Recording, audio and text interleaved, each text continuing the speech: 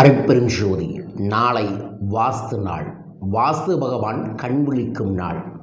Real estate துறையில் இருக்கிறவங்க, மண் சார்ந்த தொழிலில் இருக்கிறவங்க, மண் சார்ந்த நிலம் சார்ந்த வீடு சார்ந்த பிரச்சனையில் இருக்கிறவங்க, நான் சொல்லக்கூடிய ஒரு மந்திர ஜபத்தை மட்டும் நாளை செய்து மண்ணில் இருக்கக்கூடிய உயிரினங்களுக்கு உணவு போட்டீர்கள் என்றால் நிச்சயமாக உங்கள் வாழ்வில் ஒரு மேஜிக் நடக்கும்.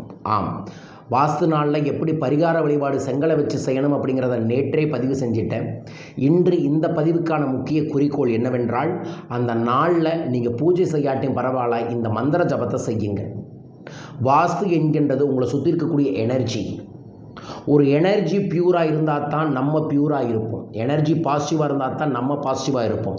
ஸோ நம்மளோட எனர்ஜியை பாசிட்டிவாக மாற்றுவதற்கு இந்த சூட்சமமான மந்திர ஜபத்தை நாளை நவம்பர் 24 ஏதோ ஒரு நேரத்தில் வடக்கு திசை பார்த்து அமர்ந்து செய்யுங்கள். அந்த மந்திரம்: ஓம் அனுகிரக ரூபாய வித்மகே பூமி புத்திராய தீமகி தன்னோ வாஸ்து புருஷ பிரசோதயாத். இந்த மந்திரத்தை 27 முறை. அடுத்தது: ஓம் வாஸ்து புருஷாய வித்மகே யோகராஜாய தீமகி தன்னோ வாஸ்து பிரசோதயாத். இது யோகத்தை ஏற்படுத்தி தரும், அதிர்ஷ்டத்தை ஏற்படுத்தி தரும் நீங்கள் இருக்கக்கூடிய இடத்துல. அடுத்தது, அவருக்குரிய ஒரு சூட்சமமான 7 வரி மந்திரம் இருக்குது. அந்த மந்திரம்: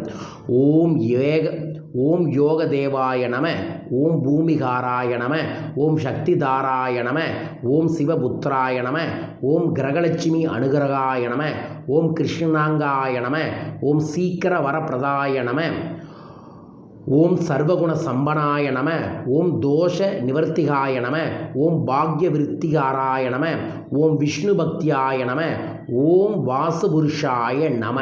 இந்த மந்திரத்தை ஒரு 5 முறை, இந்த எல்லா மந்திரத்தையும் 5 முறை சொல்லிட்டு ஏதோ ஒரு இனிப்பை கையில் வச்சு பிரார்த்தனை பண்ணிவிட்டு, என்னை சுற்றி இருக்கக்கூடிய சக்திகள் எல்லாம் சமநிலையாகட்டும், என்னை சுற்றி இருக்கக்கூடிய எதிர்மறைகள் எல்லாம் காணாமல் போய் நேர்மறை ஆற்றல்கள் பெருக்கடுன்னு வேண்டிட்டு அந்த இனிப்பை வடக்கு திசையில் தூக்கி போட்டுருங்க.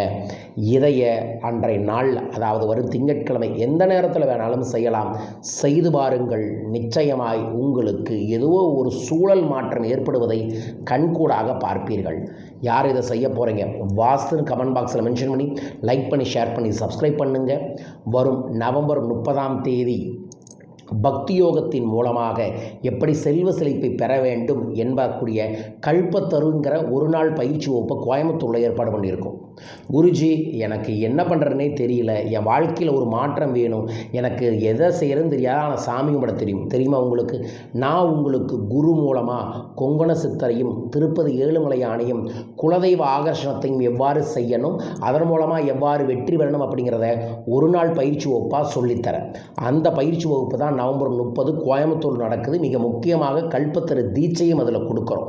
ஸோ இதில் சொல்லித்தரக்கூடிய ரகசியத்தை 7 நிமிஷங்கள் தினமும் செய்தீர்கள் என்றால் ஒரே மாதத்தில் உங்கள் குடும்பத்தில் ஒரு முன்னேற்றம் கிடைச்சே தீரும். முன்னேற்றம் கிடைக்க வேண்டும் என்று நினைப்பவர்கள் தொலைபேசிகள் தொடர்பு கொண்டு ஞாயிற்றுக்கிழமை வந்து என்னை சந்தியுங்கள். டிசம்பர் 7 இலங்கை வர இருக்கின்றேன். இலங்கை அன்பர்களும் நண்பர்களும் கீழ்க்கக்கூடிய தொலைபேசி எண்களிலோ வாட்ஸ்அப் நம்பரிலோ என்னை தொடர்பு கொள்ளுங்கள். பயிற்சியில் கலந்து கொள்ளலாம், தனிநபர் ஆலோசனையில் கலந்து கொள்ள.